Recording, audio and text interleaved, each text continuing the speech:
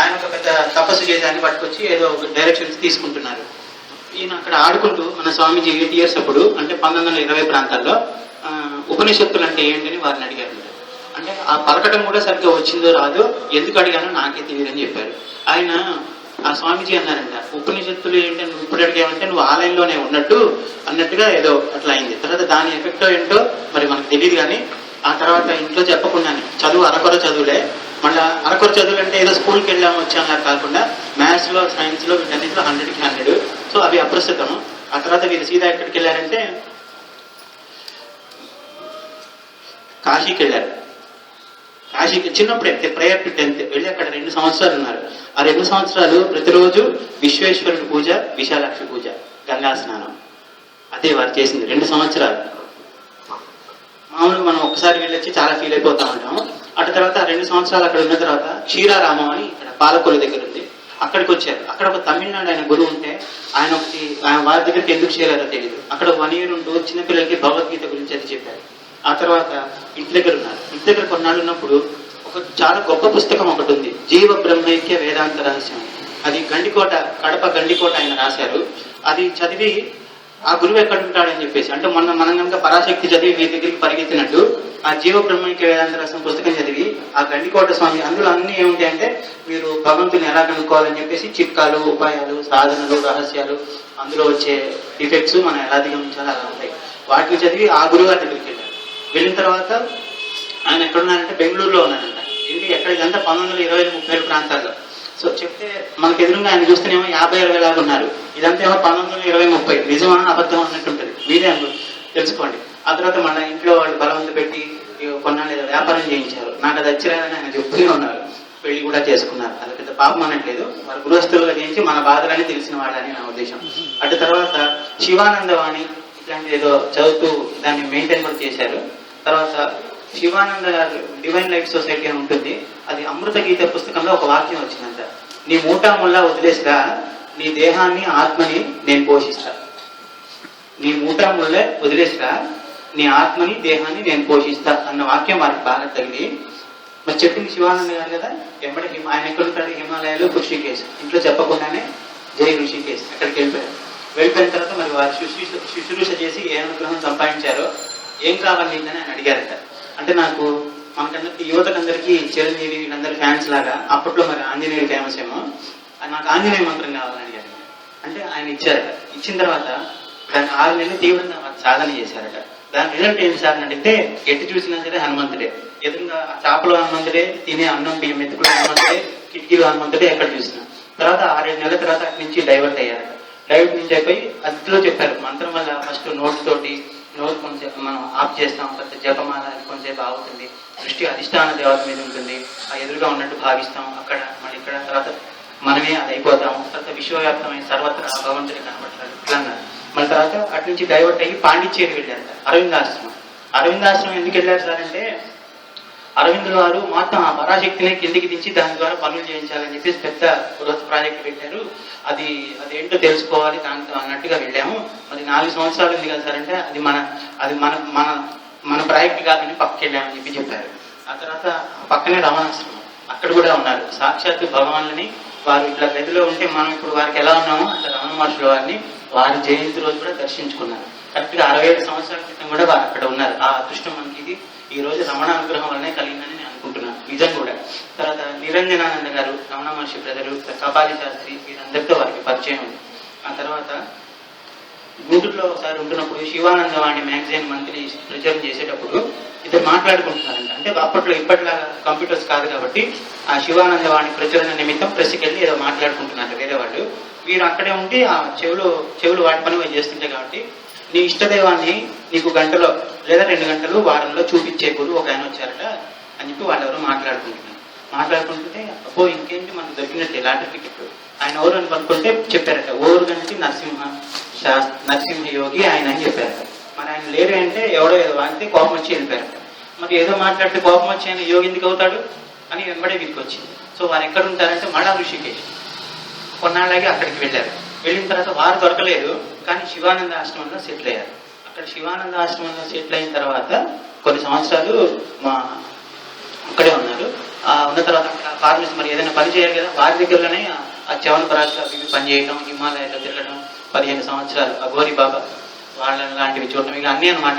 మనకి హైదరాబాద్ వెళ్తుంటే మధ్యలో సూర్యాపేట, నార్కెట్పల్లి ఎలా తగులుతాయో అక్కడ హిమాలయాల వాళ్ళకి అన్ని ఏమేమి తగలాలో మనం ఏమైతే అఘోరి బాబాలని, లేకపోతే ఒకేసారి ఇందాక కార్లో వస్తూ వారి ఫ్రెండ్ సత్యనారాయణతో చెప్తున్నారు, ఆయన అడగటం ఇది చెప్పటం నాకు భలే మజాగా ఉంది. మీరంతా నా గురించి అసూయపడద్దు, ఎందుకంటే నాకేం రాదు. అందులో ఏమన్నా ఒకేసారి 28 సార్లు దర్శనం ఇచ్చే యోగిని దర్శించారు వీరు.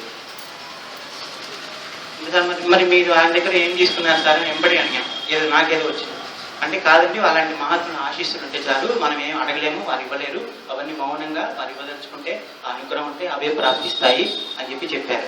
ఇంకా విషయానికి వస్తే శివానంద ఆశ్రమంలో ఉన్న తర్వాత సార్ ఏం చేశారంటే, ఈవినింగ్ వాక్ ఒక రోజు వెళ్తున్నప్పుడు యోగశ్రీ ఆశ్రమం అని ఇంకోటి కనబడింది.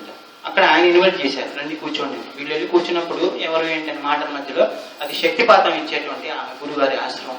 ఎవరిది? ఒక పరంపర ఉంటుంది, యోగి పరంపర. విష్ణుకుండ మహారాజు, ఆ తర్వాత శివన్ తీర్థుల వారి తర్వాత వారు అక్కడ ఉన్నారనమాట. సో వారు ఎక్కడ అంటే దేవాస్ అనే ప్రదేశం. మనందరం రమణ భక్తులందరం అరుణాచలాన్ని ఎలా భావిస్తామో అలా దేవాస్ అనేది పాతకాలంలో భర్తృహరి ఇలాంటి వాళ్ళందరూ సాధన చేసి ఉన్నటువంటి శిఖరం, సాధన శిఖరం అనమాట అది. అక్కడ మన నరసింహస్వామి గుడిలో నరసింహస్వామి ఉన్నట్టుగా చిన్న అమ్మవారి విగ్రహం ఉంటుంది, చాలా పవర్ఫుల్. దాన్ని పవర్ఫుల్ తెలిపే పుస్తకాలు కూడా కొన్ని వారు తెచ్చారు, అవి తర్వాత తీసుకుంటారు. కానీ అక్కడ ఉండడం, వారి ద్వారా సన్యాస దీక్ష, వారి ద్వారా శక్తిపాత దీక్ష తీసుకున్నారు వీరు. వారి మొట్టమొదటి శిష్యుడు వీరే. తర్వాత ఇది ఒక యాంగిల్ వారి యొక్క సాధన మార్గంలో మైండ్ వెళ్ళేది. ఆ తర్వాత మనం చెప్తాం, ఒక ఆయనకి రమణ మహర్షికి ఫలానా ఎవరు ఫారిన్లో ఆయనకి ఈయన కల్లో కనబడ్డారని రాత్రి చెప్తున్నారు. జర్మనీలో ఉండే ఒక ఆయనకి వీరు కల్లో కనబడ్డారట. వీరెవరు వారికి తెలియదు, వారికి కల్లో కనబడ్డారు. ఆయన ఇవాళ రేపు ఇంటర్నెట్ ఉంది కాబట్టి పేరు కూడా చెప్పారంట, సహజానంద తీర్థాన్ని. ఆ సహజానంద తీర్థాన్ని కొడితే ముగ్గురు వచ్చారు. ముగ్గురిని ఎంక్వైరీ చేయంగా వీరు ఫలానా గుంటూరులో ఉంటారు, విజయవాడలో ఉంటారు, హైదరాబాద్లో ఉంటారని చెప్పి వారి నెంబర్ తీసుకొని వారు ఫోన్ చేసి అడిగి వచ్చి దీక్ష తీసుకొని వెళ్ళారు. తర్వాత వీరికి మామూలు చదువు కూడా మేము అరకొర అనకూడదు, చదువుకు మీద ఇంట్రెస్ట్ పెట్టలేదు. కానీ అమెరికా 2 సార్లు వెళ్ళొచ్చారు. అక్కడ ఋషికేశ్లో ఆశ్రమాలకి ప్రెసిడెంట్గా ఉండమన్నారు, అమెరికా దాన్ని తీసుకోమన్నారు. వేటిని వారు అంగీకరించలేదు. ప్రస్తుతం విజయవాడలో వారు వేదేవారి సేవలో నిత్యం సాధనలో గడుపుతున్నారు. ఇంకా వారి అనుగ్రహ భాషను మనం ఇప్పుడు వింటాము. అది అయిన తర్వాత నిజంగా సాధకుడికి ఏమైనా సందేహాలు ఉంటే వారిని అడిగి మనం తెలుసుకోవచ్చు. సో ఇప్పటికీ నా దీర్ఘాన్ని మనం ఆపి వారి అనుగ్రహ భాషను చేయాల్సిందిగా మా అందరి తరఫున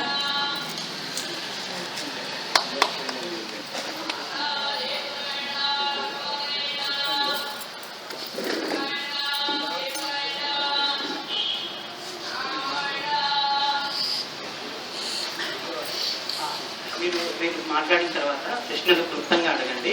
అడగాలని కాకుండా నిజంగా సందేహాలు ఉంటే చెప్పండి, వారు వాటికి సరళంగా ఇస్తారు.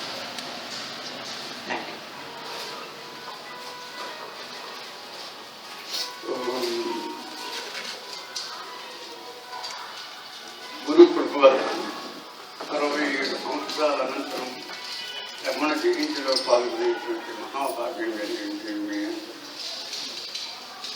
67 సంవత్సరాల క్రితం నేను అరుణాచలం వెళ్ళటం, అరుణాచలంలో రమణ మహర్షి వారు కూర్చున్నటువంటి ఆసనం సమీపంలో కూర్చొని ఉన్నాను, ధ్యానం చేసుకుంటూ. అందరూ కూడా భోజనాలకి పూజల కోసం అడిగారు. ఎవరు లేదు, అంటే ఎవరినో పిలిచారు, నన్ను కాదు, ఎవరినో పిలిచారు. స్వామి ఎవరిని పిలుస్తున్నారు, ఇక్కడ ఎవరు లేరు, నేను వెళ్ళి పిలుచుకొస్తాను, పేరు చెప్పండి అని అడిగాను. అది ఇస్తారు, కూర్చొని ప్రార్థన చేసుకో, మీకు అభివృద్ధి జరుగుతుంది. అదే నా బాధ. ఇప్పుడు ఎంతో మంది దృష్టిలో రమణ మహర్షి వారు కూర్చున్నటువంటి ఇట్లానే ఉంటుంది, వల్ల ఉంటుంది, దాని మీద తప్పని చేస్తారు, దాన్ని కూర్చుంటారు. గోడ సున్నం పుట్టినటువంటి గోడ ఎంత తెల్లగా ఉంటుందో దానికంటే తెలుగుగా ఉండేటువంటి పరుపు దానికంటే ఎక్కువ స్వచ్ఛమైనటువంటి మనసుతో చిరునవ్వుతో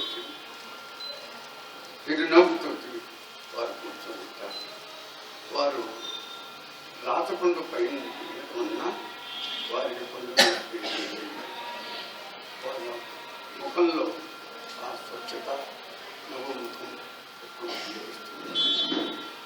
మహాపురుషులు తర్వాత వారు ఎవరు ప్రశ్న అడిగినా కూడా చాలా క్లుప్తంగా సమాధానం ఇస్తారు. దాన్ని నిగూఢంగా ఒక వ్యక్తి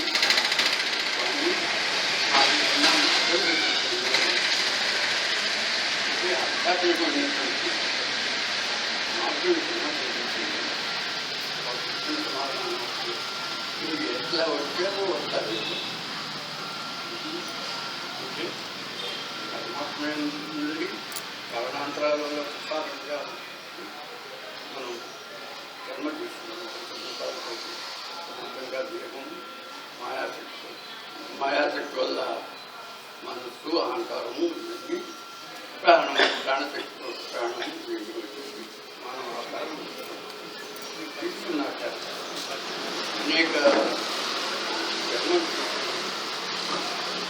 అనేక జన్మలు తీసుకొని మనము పరిచితమైనటువంటి ఈ జగత్ సత్యం అనేటువంటి విషయం మీద ఎత్తి పట్టుకున్నాం కాబట్టి మనకి దాదాపు వదిలి బాధలు ఎప్పుడు వస్తాయంటే జగత్ సత్యం అనుకున్నప్పుడే మీకు బాధలు కానీ లేకపోతే బాధలు లేదు.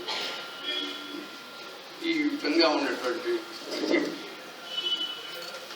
అటువంటి సమాధానాలు అట్లా క్లుప్తంగా చెప్తూ ఉండేవారు.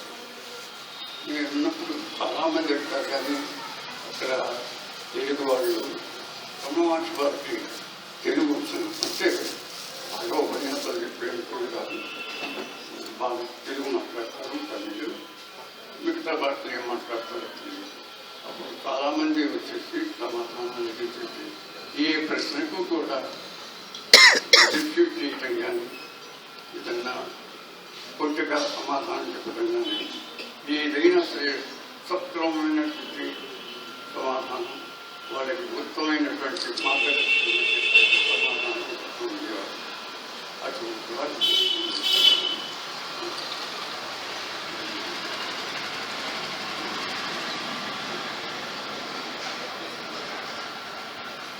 అటువంటి సమూహాలను దర్శనం చేసుకుని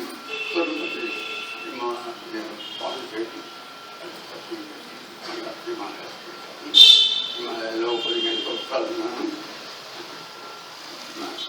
అద్భుతమైనటువంటి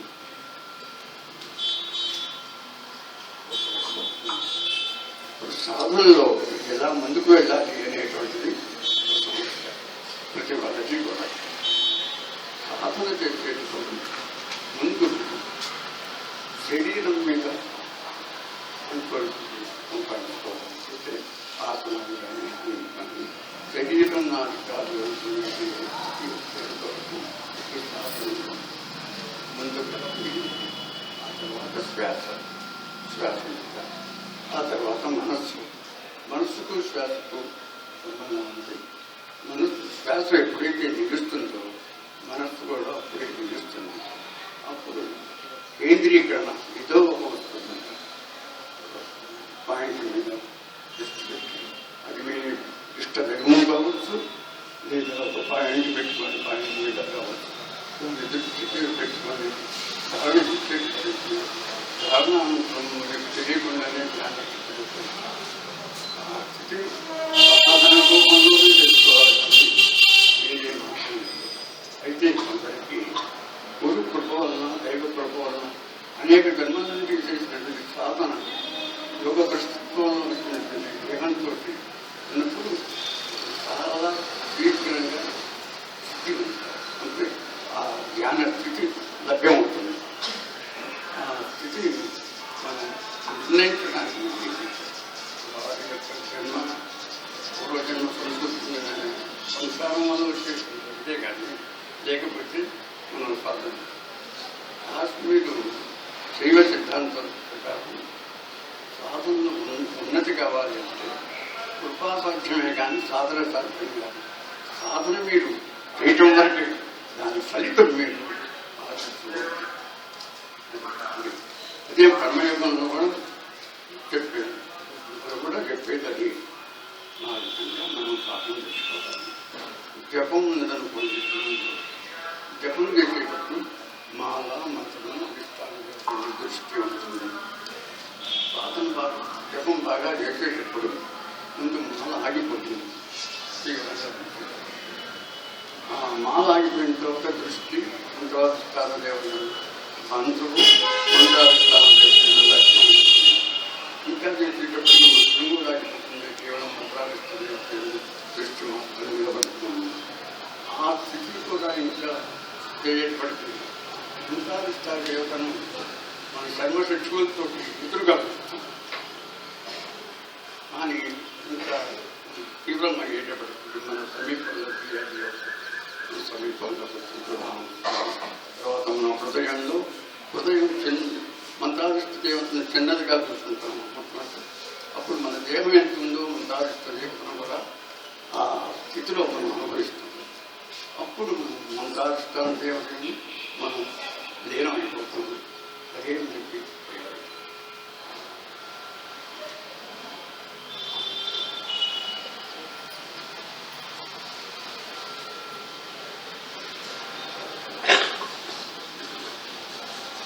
సాధన అని చెప్పారు సార్. మరి మాకేమో మనసు నిలబట్టలేదు, ఆలోచనలు అవి అని అంటూ ఉంటారు, అవరోధాలు ఎదురవుతాయి అంటారు. ఎట్లాంటి అవరోధాలు, వాటిని ఎట్లా అధిగమించాలి సార్? మా వాళ్ళు ఒకళ్ళు అడిగారు. సాధనలో మంత్రాధిష్టానం మామూలుగా గత జన్మల్లో ఇప్పుడు మంత్రాధిష్ట గురువు యొక్క ఆజ్ఞని పాటించకుండా సాధన చేయకుండా ఉండేటట్లయితే ఇప్పుడు మీకు సాధనలో గురువు యొక్క సూచనల ప్రకారం వారు చెప్పినటువంటి సూచనల ప్రకారం ఆచరిస్తూ సాధన చేస్తే తప్పకుండా మనకు లగ్నం అవుతుంది. ఇంకొక విషయం ఏంటంటే, మనం సాధారణంగా సభకు వెళ్ళేటట్లయితే అన్ని స్థాయిల వాళ్ళు సభకు వెళ్తారు. సభకు వెళ్ళినప్పుడు 1వ తరగతి వాళ్ళు ఉంటారు, అన్ని తరగతులు వాళ్ళు ఉంటారు. వారు చెప్పే ప్రవచనం చేసేవారు ఉపన్యాసాలు చెప్తుంటే దాంట్లో తీసుకొని ఏ క్లాస్ వాళ్ళ స్థాయిలోనే సాధన చేయాలి, కానీ పై మెట్టును దృష్టిలో పెట్టుకొని కింద సాధన చేద్దాము అంటే ఏ స్థాయిలో ముందు శరీరాన్ని అన్నమైన పెట్టాలి. 5 నిమిషాలు కానీ ఆ ఒక్కొక్క స్థాయి ప్రకారం అప్పుడు మాత్రమే సాధనలో ముందంగా పెట్టారు.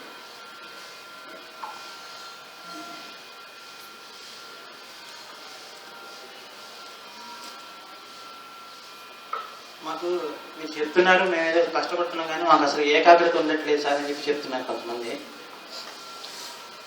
ఏకాగ్రత అనేది మొట్టమొదటి 4-5 ఎంతో మంది మహర్షులు వాళ్ళు కృషి చేసి శిష్యులకు బోధించినటువంటి విషయం ఏంటంటే, ముందు నామజపం చేస్తూ దాని మీదనే మనస్సు లగ్నం చేయండి.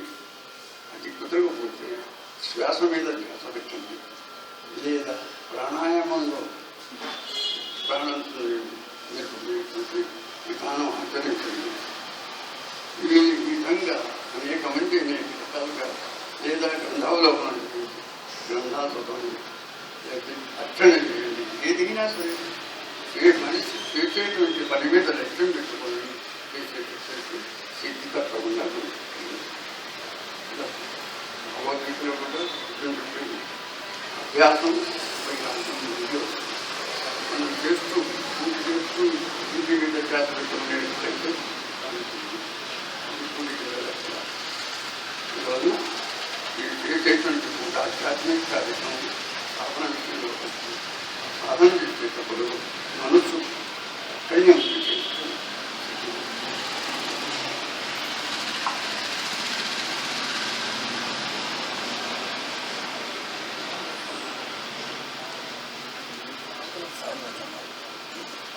ఈ సాధనలో మేము ముందుకెళ్తున్నామని, లేదా స్టెప్ బై స్టెప్ లాంటివి తెలుసుకోవటం ఎట్లా అని అడుగుతున్నారు కొంతమంది.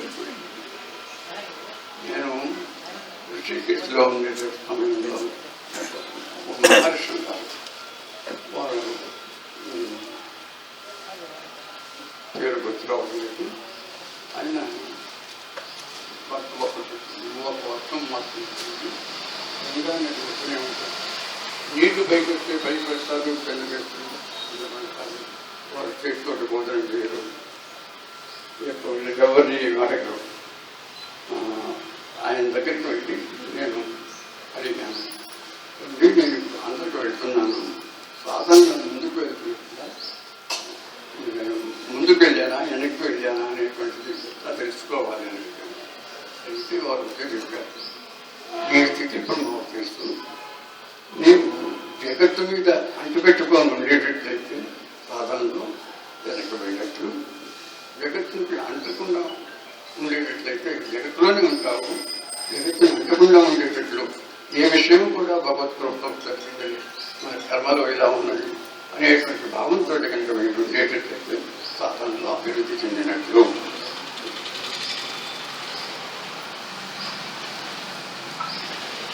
మాకు ఇవాళ రేపు మెట్లెక్కకుండా లిఫ్టులు అనేటివి ఉన్నాయి కదా సార్, మెట్లెక్కలే మనం లిఫ్ట్ ఎక్కి ఆగే వెళ్ళిపోవచ్చు స్విచ్ చేసుకొని, కాకపోతే కరెంట్ బిల్ కడతాం. మాకేమన్నా భగవంతుల అనుగ్రహం అలా సంపాదించేలాగా ఏమన్నా చిట్కాలు దగ్గర దారిలో ఉంటే చెప్పండి సార్. ఎందుకంటే హిమాలయాల్లో 15 సంవత్సరాలు తిరిగారు, గొప్ప గొప్ప వాళ్ళని కలిశారు, మాకెప్పుడు గైడ్లు ఇవే కావాలి, టెక్స్ట్ బుక్లు లేకపోతే రాళ్ళు రప్పులు అంటే మా వల్ల కాదు. కాకపోతే ఎప్పుడో సంవత్సరానికి ఒకసారి గిరి ప్రయత్నం చేసి ఆ గోచయానికి దండం పెట్టుకుంటాం, ఇలా పూజలు చేసుకుంటాం, చాయ్ టిఫిన్ తింటాం. కొంచెం ట్రిక్కులు ఏమన్నా చెప్పండి సార్. ఉన్నది వైరాగ్యం, ఏది జరిగినా భగవంతుని యొక్క కృప లేదా మన కర్మానుసారంగా, అంటే అనేక జన్మల నుంచి పోయేటువంటి కర్మలు ఉన్నది ప్రారంభం. ఆ ప్రారంభం ట్రైన్ కాంతి ఈ జీవితం జరుగుతుంది. ఆ ట్రైన్ కోసం ముందు మనం జప తీసుకునేటప్పుడు ఈ కర్మల్ని ప్రక్షాళన చేసుకుందాము అనేటువంటి భావంతో మన దేహం ధరిస్తాము. ఆ దేహం ధరించిన తర్వాత జన్మ తీసుకున్నాక జగత్తులో లీనమై మళ్ళా కర్మని సంచితం చేసుకుంటూ ఉంటాం. ఆ స్థితి నుండి మనం పోవాలంటే సాక్షిభూత స్థితిలో మనం ఉన్నప్పుడు మళ్ళా సంచితం కావు, చాలా ప్రక్షాళనం అవుతూ ఉంటాయి, కర్మక్షయం అయిపోతుంది. అంటే కర్మ భోగిస్తుంటాము, మనం కర్మ భోగిస్తున్నాం కాబట్టి, మనం బాకీ తీరుస్తున్నాం కాబట్టి మనకి సంతోషంగానే ఉంటుంది.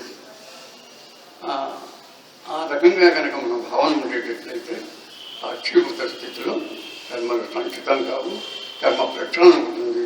అప్పుడు సార్ మీరేమో బాకీ జీవిస్తున్నాము ఆయన అనుభవించు ప్రారంభం అని చెప్పి చెప్తున్నారు, మాకేమో ఎప్పుడు కొత్త అప్పు చేస్తున్నట్టుగా ఉంది. నేను నిజంగానే చెప్తున్నాను, ఇది నా ఒక్కడిదే కాదు, మా దాదాపు అన్నట్టు కూడా కొత్త బాకీ చేస్తున్నట్టుగానే ఉంది. ఎప్పుడు తీరేది సార్ ఈ బాకీ? మీరేమో కర్మ అని అట్టు చెప్తారు, మేము మాట్లాడడానికి ఏం లేకుండా. అంటే మనం చేసేటువంటి కర్మని మన కర్తృత్వాభిమానాలు లేకుండా చేసేటట్లయితే కర్మలు మనకు అంటవు. ఏదైనా నేను చేస్తున్నాను అని కాకుండా భగవంతుడు మన చేతి చేపిస్తున్నాడు ఈ పని అనేటువంటి భగవంతుడి చేస్తూ ఉంటే మనకి కర్మలు అంటాం.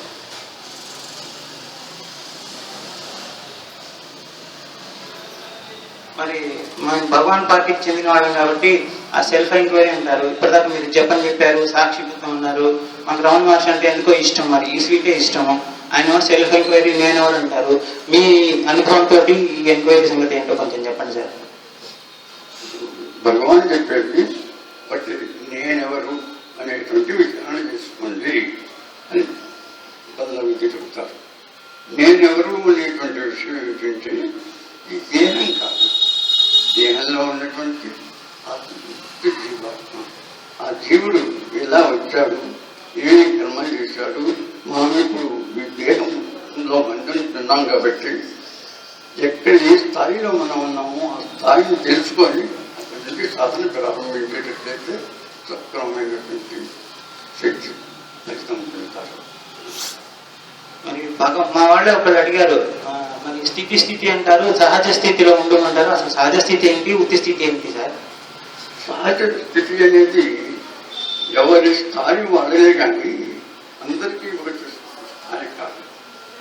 ఎందుకంటే అనేక స్థాయి నుండి అనేక జన్మలు తీసుకొని వచ్చాము. మనం ఆ జన్మ తీసుకొని వచ్చినప్పుడు మనం ఏ స్థాయిలో ఉన్నామో ఆ స్థాయికి తగినటువంటి సాధన చేస్తూ ఉండేట్లయితే సాధన స్వస్థితిలో ఉంటుంది. స్వస్థితి అనే దానికి ఏంటంటే మనకి స్వయంగా మన స్థితి ఏమిటి? ఆత్మ. ఆత్మలో పరమాత్మ ఎంతో బిందువుగా మనం వచ్చాము. అంటే జీవాత్మ పరమాత్మలో లీనమైనప్పుడే మనకు స్థితి కానీ అంతకుముందు ఎప్పుడు కూడా స్వస్థత లేదు. బాధలు అనుభవిస్తూనే ఉంటాం.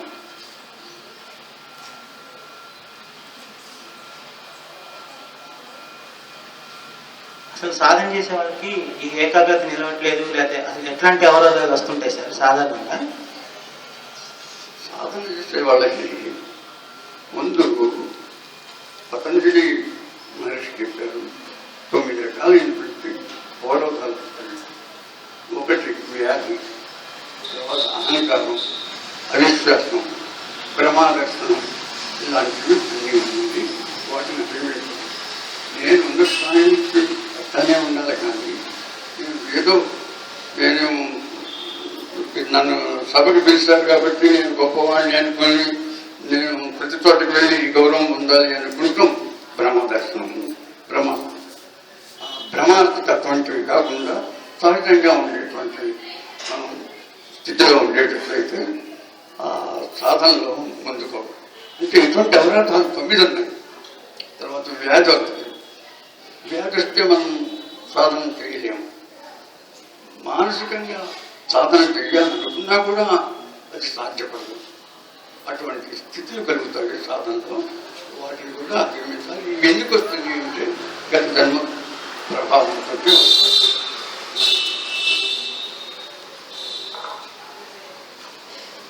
ఏమో సార్ మీరన్నీ చెప్తున్నారు కానీ ఎన్ని గత జన్మలని చెప్తున్నారు, గురు కృప అంటున్నారు, అయితే బయటపడాలంటే నువ్వు సాక్షిభూతంగా ఉండు అని చెప్తున్నారు, మన సాధన ఏం చెప్తున్నారు, దీంట్లో వచ్చే అవరోధాలు చెప్తున్నారు. అన్ని తెలిసినట్టే ఉంటున్నాయి, తెలియనట్టే ఉంటుంది. మళ్ళీ మేము దూపుకొని మా దాంట్లో మేమే ఉంటున్నాం. గట్టిగా ఉండేటట్టుగా ఏమైనా ఉందా సార్ ఉపాయం? గట్టిగా స్ట్రాంగ్ గా రోజులో ఇదే నువ్వు ఇటుకో అటు కాదు అనుకునేట్టుగా ఉన్నాయా సార్? అదేగా సార్ మనందరికి కావాల్సింది. మనం భగవంతుడిని నివేదన చేయకుండా ప్రసాదం కోసం చేయగలుగుతుంది. సాధన చేసినప్పుడే మీకు కృప వచ్చింది. సాధన చేయకుండా ఎన్ని చేసినా రాదు. అయితే జ్ఞానానికి సర్వకర్మాణి అని అంటాను. జ్ఞానంతో కర్మలు అన్ని కూడా నశిస్తాయి అనేటువంటి ఒక పద్ధతిని ఇంకా భగవద్గీతలోనే అందిస్తారు. అయితే మీకు జ్ఞానం ఎప్పుడు వస్తుంది? అనుభవపూర్వకమైనటువంటి జ్ఞానం సాధన లేకుండా రాదు. కేవలం శాస్త్రోధ్యయనంతో రాదు. అనుభవం చేయాలి, సాధన చేయాలి, లేదా మానసికమైన స్థితి కూడా అలా పొందగలగాలి. అప్పుడే మీకు స్థితి ఉంది. మానసికంగా అంటే మీరు మీ శిష్యుడిని పెద్ద కష్టాల నుంచి రక్షించి యాక్సిడెంట్ అయిపోతుంటే కూడా మీరే ఎత్తుకొని ఆ బాధ్యత మీరు చేసుకొని రక్షించారు కదా. అందులో శారీరకంగా బదులు మానసికంగా అన్ని చేయొచ్చు అని చెప్పారు. కొంచెం ఆ ఉపాయం ఏదో మార్పులు చెప్పండి సార్. అటు ఊరికే పోయి మేము అన్ని తిరిగే బదులు గుళ్ళు గోపురాలు ఈ మానసికంగా ఏదేదో బాగున్నట్టుంది. కొంచెం అది కూడా మా అందరికీ చెబితే వచ్చేది కాదు. మానసికంగా వాళ్ళు ఎదగాలి. ఇప్పుడు మనసుని మనం పిల్లవాడిని ఉన్నాము. మనం ఏ ఊరు వెళ్ళినప్పుడు కళ్ళు మూసుకొని పిల్లవాడిని గుర్తు తెచ్చుకుంటాం. మనకి రూపం కనిపిస్తుంది పిల్లవాడు. అలానే మనం భగవంతుని ఒక రూపకల్పన చేసుకుంటాము.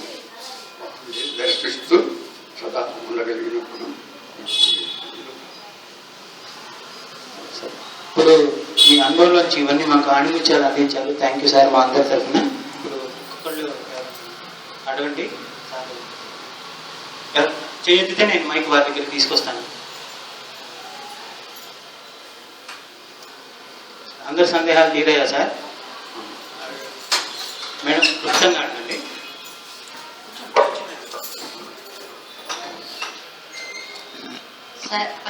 రమణ మహర్షి గారు నిజస్థితి సహజస్థితి బుక్కులో ఒక ఆత్మ విచారణ అనేది 3 అభ్యాసాలు ఉన్నాయి. అభ్యాసాలు ఇక్కడికి వచ్చిన తర్వాత ఒక 3 నెలలు నేను ఇక్కడికి రాకుండా దాన్ని విచారణ చేశాను. నేనెవరిని అనేదే చేశాను. దాని మీద నిద్ర అనేది వచ్చింది. దాని మీద తర్వాత మళ్ళీ ఆత్మ విచారంలో ఎటువంటి వాక్యాలు ఉన్నాయో అవన్నీ చేసుకోగలిగాను. చేసుకుంటూ ఒకసారి నాకు అనంతరం అదే దొంగ దానిలాగా పారిపోవటం అనేది జరిగింది. అది బాగా గుర్తుపట్టారు. దాని తర్వాత నుంచి మళ్ళీ ఇంకా పూర్తి సహజ స్థితిలోకి పట్టుకోవాలి అన్నప్పుడు భగవాను దాంట్లో నేను నిద్ర నుంచి మేలుకునేది ఎవరిని అని అడిగితే నేను అంటావు. ఈ నేను విడవకుండా పట్టుకొని ఉండు, అది నీకు సత్యమైనది కదా, నీకు సాక్షాత్కరిస్తుందని భగవాన్ అన్నారు. ఆ వాక్యాన్ని కూడా నేను గట్టిగా పట్టుకొని అది అలాగే ఉండగలుగుతుంది. కాకపోతే అది దాన్ని మించి ఇంకా నేను ఏమన్నా వృద్ధి పొందగలిగేది ఉన్నదా చేసే సాధనలో, లేకపోతే అట్టనే ఉండాలా, అది ఆత్మ సాక్షాత్కారం అయినట్ట కానట్ట, సాధనలో ముందుకు వచ్చినట్ట అని అడుగుతాను. మేడం మీరు ప్రశ్న చెప్పినట్టుగా లేదు మేడం, సమాధానమే చెప్పినట్టుగా. ఇప్పుడు ముందు ఆత్మ సాక్షాత్కారం అంటే ఆత్మ అంటే ఏమిటి అనేటువంటిది తెలుసుకోవాలి. జగత్తు తలాలి అంటే మనం కళ్ళు మూసుకున్నా కళ్ళు తెరుచుకున్నా జ్ఞానేత్రంతో జగత్తు కనిపించుకోవాలి. ఆ స్థితి జగత్తు ఎప్పుడైతే కనిపించదో మన శరీరం ఆపాదించుకున్నటువంటి కర్మలన్నీ కూడా పోయి నిజంగా ఆత్మ సాక్షాత్కారం ఆత్మను చూడగలుగుతాము. ఇది ఆత్మ యజ్ఞాలతోటి జపాలతోటి విస్తృతి కాదు. ఖచ్చితమైనటువంటి నిశ్చయమైనటువంటి మనసు శుద్ధి ఉన్నప్పుడు మాత్రమే ఆత్మ సాక్షాత్కారం. వాళ్ళకి జ్ఞానంతో కోరుకోనున్నప్పుడే ఆత్మ సాక్షాత్కారం. సాక్షాత్కారం అంటే ఏమీ కనిపించకుండా ఉండటం, కళ్ళు మూసుకున్నా తీసుకున్నా దర్శనం కాదు, కేవలం ఒక జ్యోతి మాత్రం. జ్యోతి కూడా మనం అనుకుంటున్నాం కాబట్టి జ్యోతి కూడా కనిపించదు, వెలుగు మాత్రం ఉంటున్నాడు. ఆ స్థితి ఆత్మస్థితి, దానికి సాధనతోటి ఉండగలరు. సార్ ఈ ప్రశ్న కోసం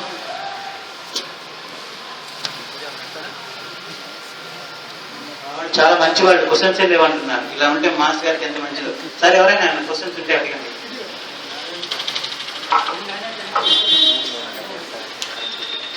నిన్ను గురించి నీవు తెలుసుకోవడమే నీ సమస్య అని అన్నారండి. నిన్ను గురించి నీకు తెలియకపోవడమే నీ సమస్య అన్నారు. దాని లోతైన విషయం మాకు కావాలండి.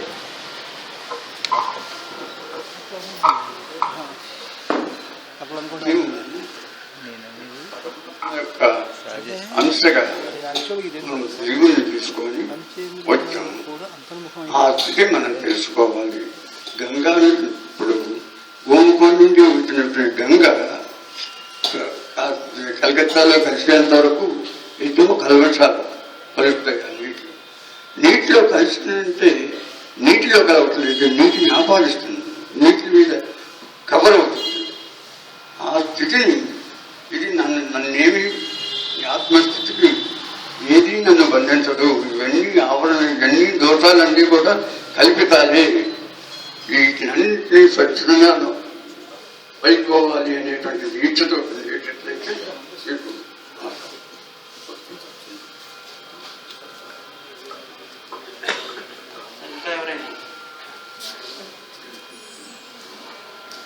గురుగారు సత్సంగాలన్నీ పెడుతున్నారు. ఇది ఒక సత్సంగం, బ్రహ్మకుమారిది ఒక సత్సంగం, ప్రతి సైబా సత్సంగం. ఇవన్నీ సత్సంగాలతో పాటు అసలు దేవుళ్ళు ఉన్నారు మనకి. ఆ దేవుళ్ళని పూజించాలా, ఈ సత్సంగాల్లో పోయి మేము చేయాలి? అర్థం కావట్లేదు.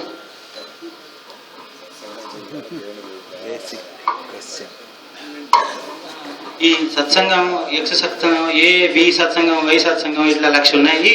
మాకేమో చిన్నప్పటి నుంచి దేవుడి సంగతి చెప్పారు. ఆ దేవుళ్ళని పూజించాలా, ఈ సత్సంగాలకు రావాలా, అసలు మేము ఏం చేయాలి, అసలు వీటి సంగతి ఏంటి మాకు అర్థం కావట్లేదు అంటున్నారు. ఇప్పుడు 1వ తరగతి చదువుకునే వాళ్ళు 2వ తరగతి రావాలంటే వాళ్ళు ఆ స్థాయిని దాటినప్పుడు ఆటోమేటిక్గా 2వ తరగతి వస్తారు. పూజాది కార్యక్రమాల్లో వాటిల్లో కనుక నిమగ్నం ఎన్నో వాళ్ళు ఎన్నాళ్ళున్నా అక్కడ ఉంటారు. వీటి బట్టి రావాలనుకున్న వాళ్ళు సహజంగానే మనసు పూజలో కూడా అర్చనలో కూడా మనసు లగ్నం చేస్తారు. కనుక సాధన చేస్తుంటే, పూజ చేస్తుంటే అదే సాధనకి మీకు మనసు కేంద్రీకరణకి దారితీస్తుంది. ఇంకో ప్రశ్న, అసలు భగవంతుడు అంటున్నాం మనం, దేవుడు ఎక్కడున్నాడు? ఇప్పుడు మనం చూసే ఈ యొక్క సమాజంలో రోజుకు ఒక కొత్త దేవుడు, కొత్త మనుషులు పోతున్నాం. అసలు ఎట్లా అది? సార్ వారి అభిప్రాయం అంటే అసలు దేవుడు ఎక్కడున్నాడు, రోజుకో కొత్త దేవుడు వస్తున్నాడు, వీళ్ళ సంగతి ఏంటి, ఆయన సంగతి ఏంటి, వీళ్ళ సంగతి ఏంటి? దేవుణ్ణి మీరు సృష్టించుకుంటున్నారు. ఎవరికి వాళ్ళు కావాల్సిన దేవుడికి వాళ్ళు రూపకల్పన చేసుకుంటున్నారు. వాళ్ళు ఆ స్థితి కాకుండా అసలు మనస్సు, మనం ఆత్మస్వరూపాన్ని ఏమి ఇప్పుడు మనం అనుకున్నావి స్వచ్ఛంగా ఉన్నటువంటిదే చేస్తున్నాను. ఆ స్థితికి అందుకోవడానికి ప్రయత్నం చేసినవి కానీ ఇవన్నీ కూడా మర్మల కిందనే.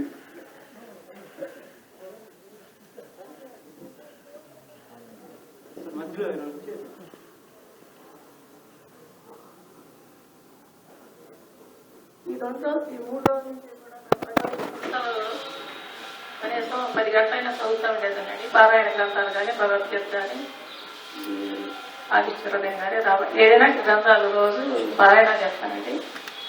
చదవని రోజంటూ లేదు, కనీసం 2 గంటలకు చదువుతాను. అది 3 రోజుల నుంచి కూడా పుస్తకం తీయటానికి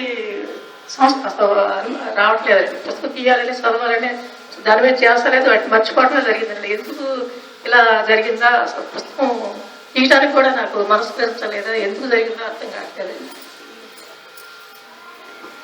భగవద్గీత కూడా రోజు చదువుతానండి, పారాయణ చేస్తూ ఉంటాను. అసలు 3 రోజుల నుంచి అసలు దాని చూడబుద్ధి కంటే దాని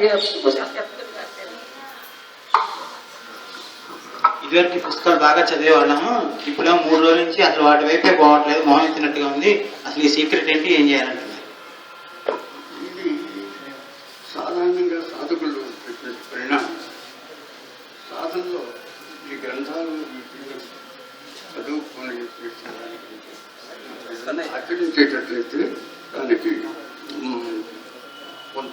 కొత్తగా ఫలితం వస్తుంది, కొంత ఫలితం వస్తుంది అనేటువంటి భావం మనసులో నిగూఢంగా ఉన్నటువంటిది పెట్టుబడి మన పుస్తకాలు కాదు, జ్ఞానం చేసి సాధన చేసి అని చెప్పుకుంటున్నాను.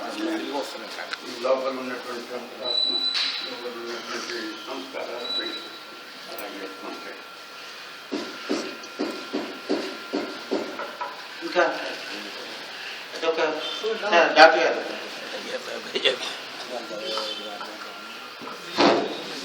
రామాయణాన్ని 3 ముక్కల్లో చెప్పినట్టు కట్టే కొట్టే తెచ్చా, వారధిని కట్టాడు, రావణుడిని కొట్టాడు, సీతను తీసుకొచ్చాడు. అట్లా బ్రీఫ్ రామాయణాన్ని చెప్పినట్టు మన ఆధ్యాత్మికాన్ని కానీ, మన రమణ మహర్షి థాట్ని కానీ సింపుల్గా చెప్పగలరా?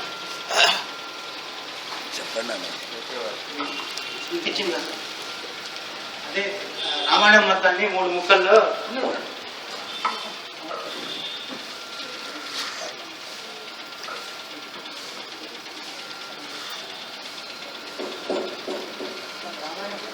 రామాయణం మొత్తాన్ని కట్టే కొట్టేసి వచ్చే అన్నట్టు 3 ముక్కల్లో చెప్తారు కదా, అట్లా ఈ ఆధ్యాత్మిక సారాంశం మొత్తాన్ని మాకు 1-2 ముక్కలు, మహా అయితే 3 ముక్కలు కొంచెం చెప్పేయండి, ఈ బాధ అంతా వద్దు మాకు అంటున్నారు. సాధనలో పెట్టినప్పుడు